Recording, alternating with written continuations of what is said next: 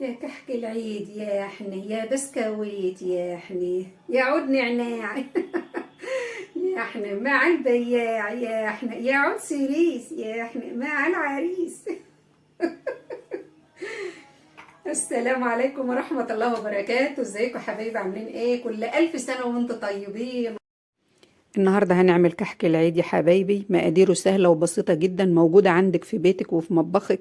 مش هتحتاج ان انت تشتري اي حاجة، هتعملي احلى كحك دايب دوب. بصوا شوفوا دايب دوب ازاي. ده انا عملت شوية بالعجوة وشوية بالملبن، علشان اللي يحب ياكل بالعجوة ياكل، واللي عايز بالملبن ياكل برضه. فهنقول مع بعض بقى. شوفوا بص الجمال ده اللي بالملبن اهو. بصوا دايب دوب.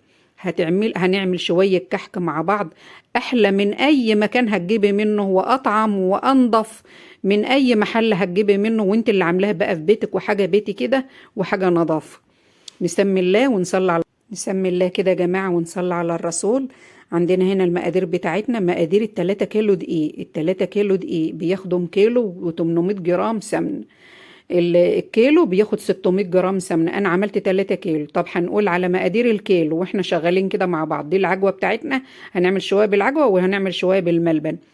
مقادير الكيلو يا جماعة: كيلو دقيق، 600 جرام سمنة. لو عايزاه حلو يبقى نص كيلو، هو المفروض نص كيلو. لو عايزاه دايب زي ده كده يبقى 600 جرام. تمام.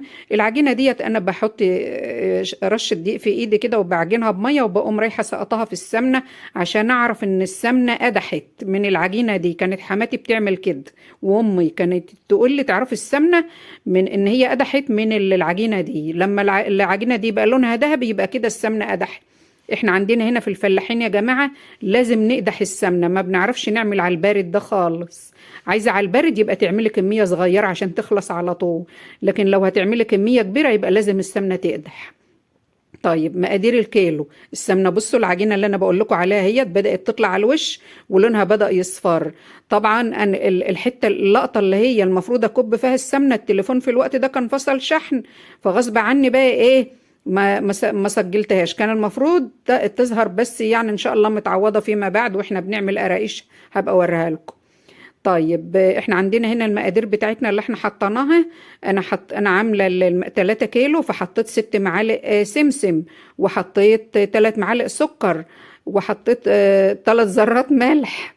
وانا ما بحبش احط ريحه موز ولا ريحه برتقال، قصدي كحك، ولا ريحه السمنه ولا اي حاجه من دي. الاضافات دي ما بحبش احط حاجه من دي خالص على الكحك. انا بحب الكحك كده بطبيعته.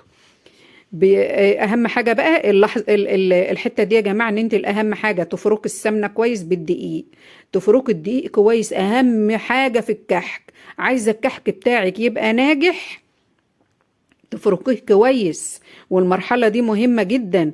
انا بعمل الكحك بخميره بيره زي ما احنا متعلمين وزي ما احنا متعودين. عندنا هنا في الفلاحين بنعمل الكحك بخميره بيره. عايزه تعملي بخميره فوريه يبقى نص معلقه على الكيلو. نص معلقه فوريه على الكيلو. طبعا انا عندي الكيلو اللبن الحليب اهوت، صبيت كده شويه يجي نصه، حطيت يجي، هو الكيلو بيجي 4 كوبايات. حطيت كده نص الكميه، ولقيتها بقى بسم الله ما شاء الله بقت زي الفل معايا. وتعرفوا ان العجينه بقت ناجحه لما تلاقيها ايه، سابت من العجانه كده، والعجانه بقت نظيفه، وايدك بقت نظيفه وما بتشبطش في ايدك اهي. بصوا ما بتشبطش. بص بسم الله ما شاء الله ملبن زي الفل اهي. بصوا اهي زي العسل. وتتاكدي ازاي ان انت تنقشيها بقى. لو نقشتها بقى وما شبطتش في المنقاش يبقى هي كده تمام. طب لو شبطت هتحطي معلقتين او 3 دقيق. المهم ان هي ايه، هتعرفيها من المنقاش وهي سخنه كده. وهي سخنه كده هتعرفيها من المنقاش. بسم الله ما شاء الله ما شبطش العجينه، ما شبطتش في المنقاش. اتاكدت كده ان ايه، ان العجينه تمام. طيب نقول على المقادير بقى مرة تانية كده واحنا بنعجن العجوة. انا كنت جايبه كيلو عجوه اهوت، هحط له معلقه سمنه واحط له معلقه سمسم، وهعجنه ايه، وهعجنه معاكم دلوقتي. وجبت كيلو ملبن اهو. ايه بس انا دايما بقطعه كده بالنشا يعني ايه، مش عارفه ايه المره دي حطيت له معلقه سمنه بس غلبني على ما قطعته. طيب نقول على المقادير مرة تانية كده واحنا بنعجن العجوة يا جماعة. دي معلقة سمنة بلدي على العجوة، ومعلقة سمنة بلدي على البتاع. على فكرة يا جماعة انا مش عاجنة بسمنة بلدي الكحك، انا عاملاه بسمنة نباتين. بس يعني ايه السمنة غالية، ومش حكاية غالية كمان، مفيش سمنة. كل اللي انا بخزن منهم ما عندهمش سمنة السنة دي، ما عندهمش، يعني الظروف بتاعتهم صعب. فانا بقى ايه، طب هنسكت؟ لا، قمت عامله بقى بسمنه نباتين بس. ايه السمنه جميله جدا والله، ما مش وحشه ولا حاجه.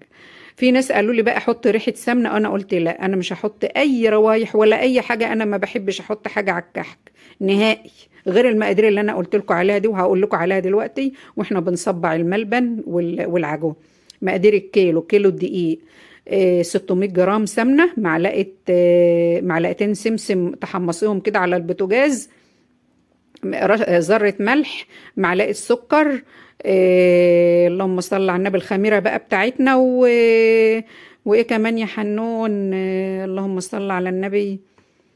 بس هي دي المقادير: معلقة سكر، ذرة ملح، معلقتين سمسم، والخميره بتاعتنا. وبالنسبه للبن بقى بتحط حسب العجينه ما عايز، حسب العجينه ما تاخد. لا بس على فكره، انا خدت بالي بقى ان ال3 كيلو بالظبط خدوا 3 كوبايات لبن. ال3 كيلو خدوا 3 كوبايات لبن. لو هتحطي، في ناس بتحب تحط ميه على لبن، يبقى تحط نص لبن ونص ميه. عايزه تحط خميره فوريه، يبقى نص معلقه خميره فوريه. تمام كده. طيب ال 600 جرام سمنه بقى يا جماعه، انا مش عارفه بجد هم يجوا قد ايه، بس على ما اظن ال 600 جرام دولت كوبايتين ونص. بس انا اكمل مش بعمل بالكوبايه، فانا ما اقدرش اقول لك 600 جرام دولت يجوا قد ايه بالكوبايه. يعني مش هظلمك لو قلت كذا، يبقى عشان ما ترجعيش تقولي ده هي قالت كوبايتين. طيب انا خدت العجينه بقى وطلعت علشان بقى اقعد، لان انا كنت بقى تعبت من الوقفه. وقلت بقى ايه، ابتدي بقى بالايه، بالملبن. ابتديت بقى بالملبن، وشويه بالعجوه، وشويه بالملبن. وبالملبن طبعا نقشناه كله، لكن اللي بالعجوه دي تستعملنا بقى الايه، البصمه اللي بيقولوا عليها الغربال دي. بس بصراحه مفيش احلى من المنقاش. عايزه اقول لكم ان واحنا صغيرين كنا بنتشاوط انا واخواتي على حكايه المنقاش دي. كنا الشطرة هي اللي تعمل نقشة حلوة، يا سلام. وإيه، وتخش الفرن وتطلع وهي على حالها، وهي حافظة مقامها، ما تفرش ولا تروح بعد ما تدخل الفرن. لا، أول ما تطلع كده كنا نقول دي نقشة فلانة ودي نقشة فلان. وكنا نبقى مستمتعين جدا واحنا بننقش الكحك، وتحس بطعم العيد وتحس بريحة العيد في البيت. وتبقي مبسوطة كده، وانت هدومك مزيتة ومتعفرة دي زي حالتي كده. تمام. لكن اللي بالبصمة اللي طلعت بقى الجديدة ديت، ولا الغربال اللي بيقولوا عليه دي، بجد ما عجبتنيش. لا، بتشبط في العجين. وكمان اول ما بتخش الفرن بتروح البتاعة دي، بتروح لكن النقشة بتفضل محتفظة بجمالها وشياكتها كده. حتى لما بتحط عليها السكر البودرة، بس السكر بيداري اي حاجة، يعني اي العيوب دي كلها السكر بيداري. انا جيت بقى ايه وانا قاعده كده، قلت طب ما اعمل كحكايه كده. كنا زمان بقى يا جماعه نعمل الكحك ده. القرص دي كانت ايه، قليله قوي، بس الاساسي كحك مفتول. كحك مفتول زي دي كده. بس هو بياخد وقت شويه ولازم حد يبقى معاكي بقى. لازم حد يبقى معاكي يفتلك، ويبقى وحد كمان جنبه ينقش. الكحك بيحب الاياد، بيحب بقى ايه، تزاملي بقى جيرانك، تبعتي بقى لحد يساعدك من اخواتك ولا سلايفك ولا كده. كنا زمان بنعمل كده. كنا زمان بنعمل بقى كده، كنا بنتزامل، وكانوا الجيران يزاملوا بعض. ما عادش الناس ما عادتش بتعمل حاجة من دي. بقت كل واحد في حاله، وكل واحد قافل بيته عليه. ما عادش، مش عارفة في ايه الناس جرالها ايه. طيب انا هنا بقى الملبن طبعا كان معذبني، فانا بقى اضطريت ان انا اقطعه في النشا زي ما كنت بعمل الاول. وبقيت ايه، تشبط في ايدي. انا خلصت تقطيع اصلا في النشا يعني. بقيت اعفر ايدي بالنشا كده علشان اعرف اقطعه. تمام. احنا في الوقت ده بقى كنا بقينا الساعة 4. كنا بقينا الساعة 4، عايزة اعمل بقى ايه فطار. لا انا دبست بقى الحاج في الفطار، قلت له اعمل لنا بقى فطار علشان انا هخلص واقوم خبزة على طول، لان العجينة خمرت وهي في ايدي. عايزة اقول لكم يا جماعة الكحك ما بيخمرش، تخلصي عجين تقوم قايمة مقطعة على طول يبقى خمر ورفع، تخلصي بقى تقوم قايمة خبزة على طول، ما تتركنش الكحك، ما يتركنش يعني، تخلصيه نقش وتخلصي وتعملي اللي انت في نفسك، تقوم قايمه مدوره الخبيز على طول، تخبزي بقى في فرن البوتاجاز، تحط في الرف الوسطاني،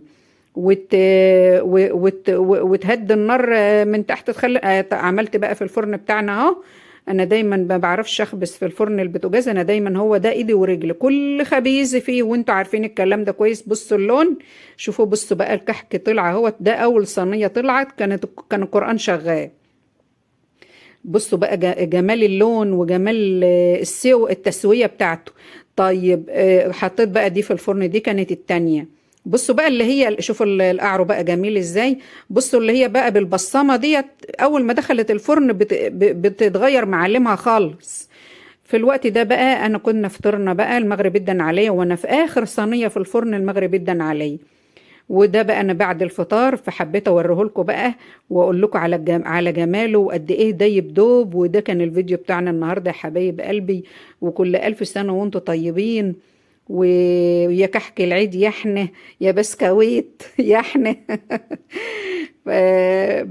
شويه دولت بقى كانت بنتي بقى اللي عاملاهم ومكعبله الدنيا في المناقش. شوفوا نقشها ازاي، كعبله كله كعبله في كعبله. بس انا بقى ايه كنت مزنوقه ومزنوقه لها، وعايزه اي حد يساعدني، لكن دي نقشتي اللي على الوش دي. بس السكر بيداري، السكر بيداري، انا طحنت سكر. على فكره يا جماعه حبايبي ما تشتريش سكر بودره، لان بيبقى كله نشا. اطحن السكر عندك في البيت زي ما انا عملت كده اهوت. تمام كده. انا قلت بقى ايه اما احط بقى شوية سكر بودرة على دولت علشان ايه نشوف الجمال كده. انا بحب الكحك عليه سكر بودرة قوي، بحبه قوي قوي بالسكر.